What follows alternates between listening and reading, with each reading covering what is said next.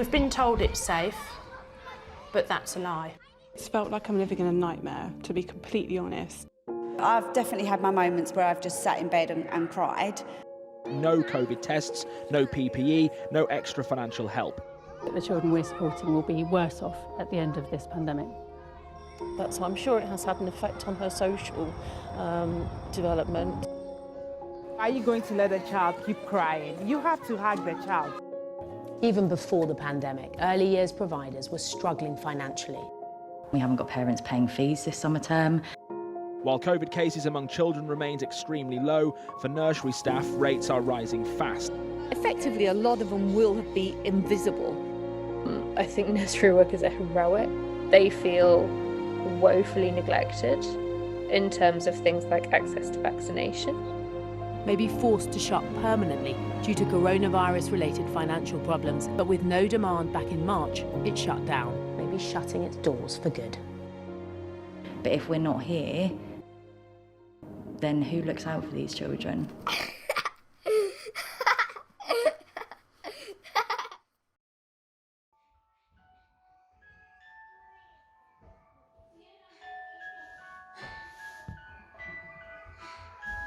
So I'm a childminder. I'm focusing on children under 3 years old. So only little babies are around me.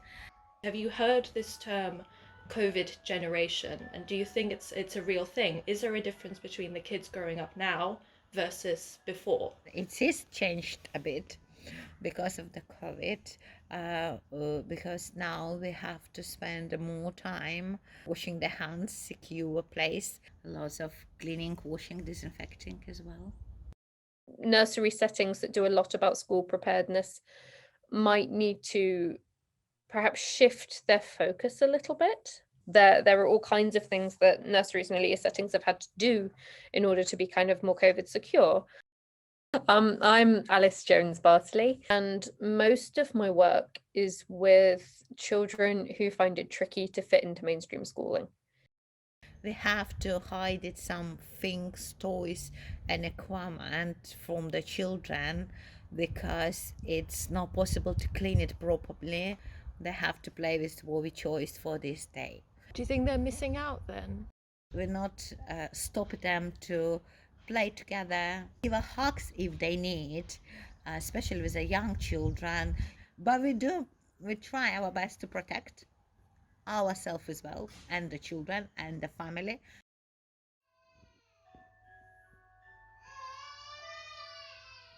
I think it's very important, the children, very young, especially children, having routine, because they used to be in the same routine and they're too little to change like that quickly. They need to stay in the same routine. The children was a bit confused when I talked with them only on a phone, sending the message. I was really happy to show me the works I did, or painting or writing or building stuff or stuff. But I really was confused why they can't come in and bring it and show it.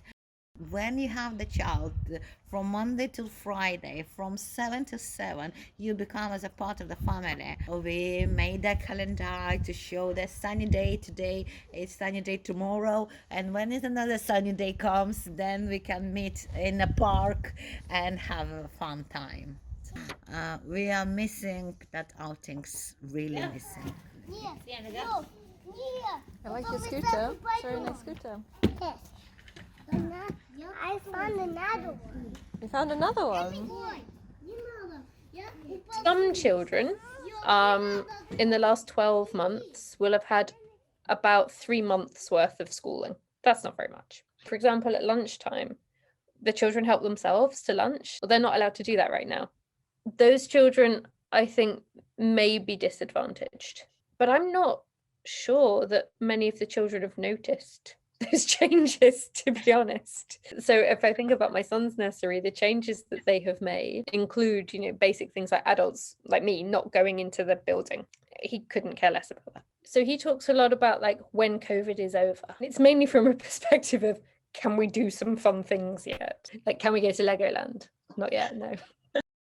Seeing friends, like out but not being allowed to play with them. That's a real curiosity to try and explain to a small child. There's plenty of children who are very hyper aware that although they may not become terribly sick, the people around them might. And that's a lot of responsibility for a child to feel like is theirs, right? Children take a huge step back in their development. They used to go on a potty, they're back to the pants. They're not doing potty training at home. Lots of cooking, lots of cleaning, lots of washing. It's very important to children to really know these things too. But if we're going to the communication and language, math, literacy, there was a huge step back. Yeah, I see, like children, when being just with the parents and just with their family at home, everything was yours, was them. So it's very difficult now to get back to the sharing routine, and everything is my. My scooter. That's your ball? Am I allowed to have your ball? You can kick the ball. I can kick it? My name is Evelyn Mercure. I'm a lecturer in the Department of Psychology. I've recently started collecting data also about the effect of the pandemic on maternal well-being and also the child's or the baby's temperament and development. My first reflex was to think that they would grow up to dislike crowds and be like super careful with hygiene. But I don't personally see this in my own children. It seems that they still need to be reminded every 5 minutes to wash their hands and things, which is a good thing, I think, because they're not growing up with that fear of germs. Do you think they'd be picking up on feelings of like grief or loneliness? Yeah, I think definitely they feel everything that the parents feel. If the parent is feeling low, it's affecting the child. That has long-term impact on their mental well-being, on their own reaction to stress. They become a lot less able to deal with stress if they've seen their parents not deal with it very well. If you're happy and you know it, clap your hands. If you're happy and you know it, clap your hands. If you're happy and you know it, then you will. They were missing school so much that when they had the possibility to go, they went with a big smile, just run there. They were so desperate to be around other kids, to have a schedule, to have new experiences, things to do, a teacher looking after them, teaching them new things. One thing that they found was missing in the children is a bit of stamina. A lot of them had not been doing a lot of reading and writing. So they felt that the enthusiasm was there, but the stamina was missing a little bit. Another thing that children are missed to meet someone else. Yeah. They met you as a person who they're not seeing every day. They saw you just once and they really want to share the things. Yeah, everyone's really excited to play. Because they're not meeting lots of different people. They want to do that. They really miss that point as well, as we see. Yay! And what lockdown is doing is creating an even bigger gap between the family, the children that have a very supporting, stimulating environment at home and those that don't have that. So what we've seen in school is not so much that everybody was down in terms of achievement. It was just the gap was widening. Who's going to get it first? Who's going to get it first? Who's going to... Run, run, run, run, run, run, run! Yay! It's really hard trying to homeschool 2 children and carry on a full-time job. And I'm not sure my 2 have always benefited from me being really tired. However, I think, so I have a 3-year-old and a 7-year-old. I think they've really benefited from spending so much time together. They're really great buddies. Where the potential for that child to be negatively impacted is probably through the mother's mental health more than anything. When you have a child, you are so reliant on mother groups and kind of being able to leave the house and see other people and hang out with other babies and moan about the fact your baby doesn't sleep and cries. And that's been missing for the large part. And it's been, I think, very isolating for new mothers. And what chair is that? And that's orange. Orange, yeah. What's your favorite color? That's blue. Like blue? You like blue? Blue's your favorite? When my child is sick, there are stricter rules that I need to follow from the nursery, meaning the self-isolation for 10 days and things like this. I spent a lot of time in isolation over the past year just because my child has been sick many times with just different kind of things, not coronavirus. Yeah, so I've also had personal experience of this. I have 3 children myself. I usually like to leave the stress of work at work and try to forget it when I'm home. But when home and work is all mixed up, your kids are a lot more exposed to the stress you're experiencing at work. And also having them at home while you're trying to work is also creating another source of stress. The index of depression was higher than we would normally see them in mothers of newborns. Those that had kids that were being kept at home, kids that should really be in school. So these mothers were feeling a lot more anxious and a lot more depressed.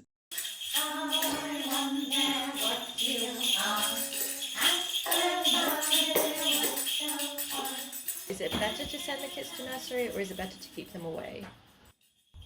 Teachers teach the children because they know how to teach.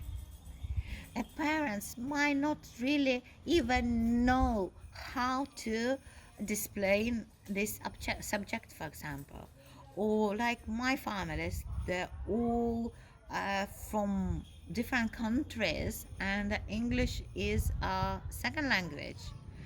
Some kids can benefit a lot from going to nursery, even when we're in lockdown, especially the kids who are not getting very much stimulation at home.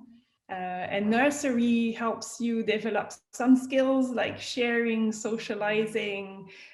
I think nursery workers should be paid an awful lot more for the work that they do. They hold so much skill and knowledge and genuine care for the kids that they work with. They feel woefully neglected in terms of things like access to vaccination, especially nursery teachers who have had no change to their working conditions. They've been going into work with, snot-ridden 3-year-olds. And I know that parents appreciate it very much, but I don't think they feel at all appreciated by, the Department for Education or anybody else. Does your 3-year-old attend nursery, actually? I wanted to ask. Yes, he does. Yes. Yeah.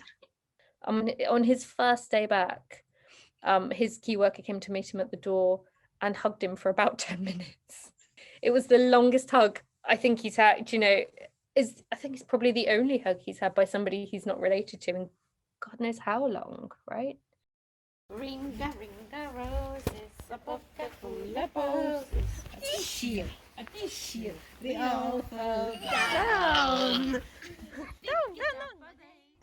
Everyone's single email begins from thank you very much, support their families and children and taking them. I have 6 children from their families, they're key workers.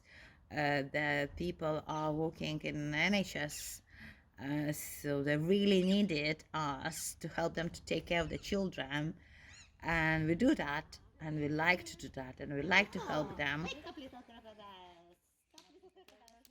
We get our support from government as self-employed, but things is there wasn't straight away. We get that after 3 months. You still have to pay rent, you still have to pay bills, but you didn't get nothing. If you're a young business and you don't have savings, it's very hard.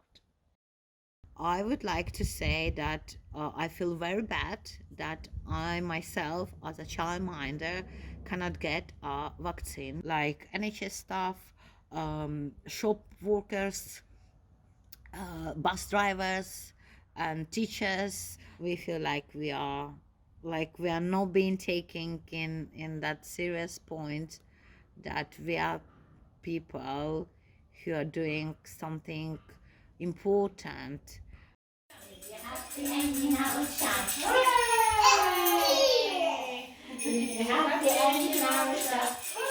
you feel that there is kind of hope that it's not going to be that bad? Not, I would say, the parents would say they're really happy that we are open now. And when they're coming here, they can get support, help from really simple things like putting children in a bed, giving them milk, playtime, story time, meal time, and other things. Yeah, exactly. Another piece of research that I've seen recently that had some unexpected positive effects of lockdown was on language development. Children have a higher vocabulary in lockdown than pre-lockdown. So there could be differences in explanations here. One of them may be that they truly are learning more vocabulary being at home with their family.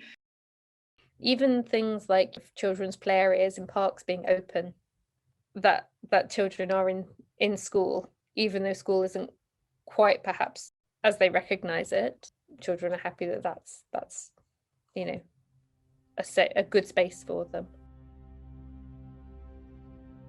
You know what, I think it depends for how long the sorts of challenges that exist now are going to go on for. If a lot of these challenges around, you know, attending school, socializing with other people, if we can start to see those lessen, then I think perhaps this is going to be less of an issue. But we don't know what the long-term impact is going to look like. I'm naturally quite optimistic. There are some useful opportunities for schools to look at their current policies and procedures and change them. Because my son is very young, I feel that this is going to be the new normal for him. I'm still hopeful that this is not going to go on for more than 2 or 3 years, and at some point it will go back to how we were. I am hopeful. If you keep children busy, keep children carry on, you could have more effect. Even when they're coming in the morning, we're not talking, "Are you okay? How are you?" We're saying, "Oh, look at your top today. You have a graffle on your top." We're always telling that everything is good, everything is fine, and look, it's a nice and sunny day today. Even when we're doing our daily calendar, even if it's raining, we are putting the rain sign and always next to putting the sun sign to show that rain will stop and sun will come.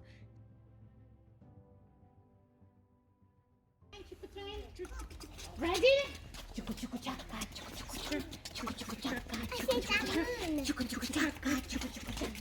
Yeah.